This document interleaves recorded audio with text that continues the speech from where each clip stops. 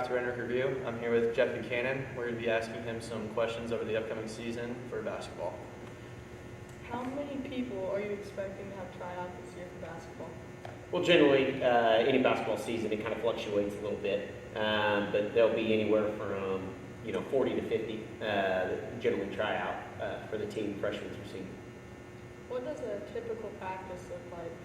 Typical practices generally start out with some position-specific shooting, a little ball handling. We'll get everybody through that, and then we go into kind of some full court drills to get us loosened up, followed by offensive breakdown, offensive and defensive breakdown, where we do some small-sided drills, where some 3-on-3, some 4-on-4, we build up to some half-court 5-on-5, and then we get into a lot of full-court stuff for the last about 30, 45 minutes of practice. All right. Cool. What do you expect of your players academically and on the court, off the court, and just overall? What do you expect of them? Well, anytime they're involved, we like to refer to them as student athletes, no matter what they're in. I think it's a big expectation that student athletes really take care of business in the classroom first, and then on the court second. And we want them to represent the team, the school well, in the classroom, even away from the classroom. When we're traveling to different sites for competitions, if they're at the movies on a Saturday night, if they're at church, if they're anywhere, we want them to act the right way and represent, what it really means to be an Andale Indian. And so it's no different than how you expect to act in front of grandma or grandpa or mom and dad. That's how we want you to act as a basketball player or as a student at Andale High School.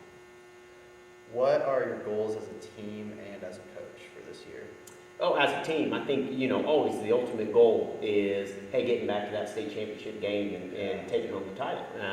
It's a goal every year, but there's a lot of things that have to happen throughout the season in order to get to that point. You got to take care of business during the season. There's the mid-season tournament, Rupp tournament in Halstead. That's an important one. We always like to obviously win that. We want to be successful and get lead as well. But then ultimately it comes down to, when you get into sub-state, each and every game, winning that very next game to keep advancing to the finals.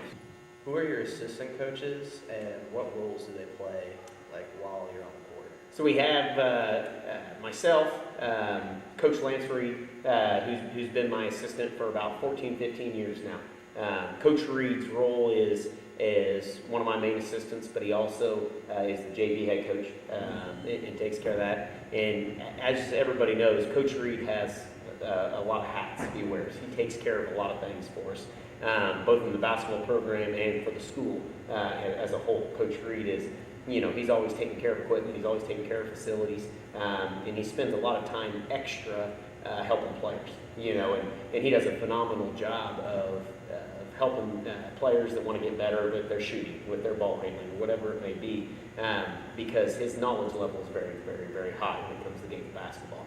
And he's a very good instructional coach with fundamentals. One of our other assistants is Jesus Bruno. Jesus is a guy that I went to school with back in high school at Goddard, and he generally, for the most part, is one of our varsity assistant coaches.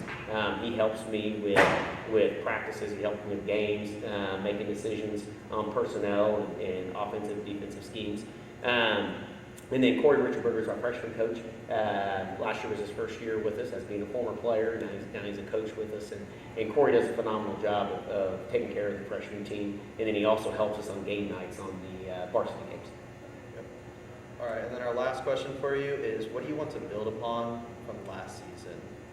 Anything that happened last season, what do you want to build upon? Well, I think it goes as a whole, not just last season, but previous seasons. A couple of years ago, is when we had the exciting game where we got second to state. We missed out on the championship by just a little bit. But I think it builds season after season that you're always trying to get better.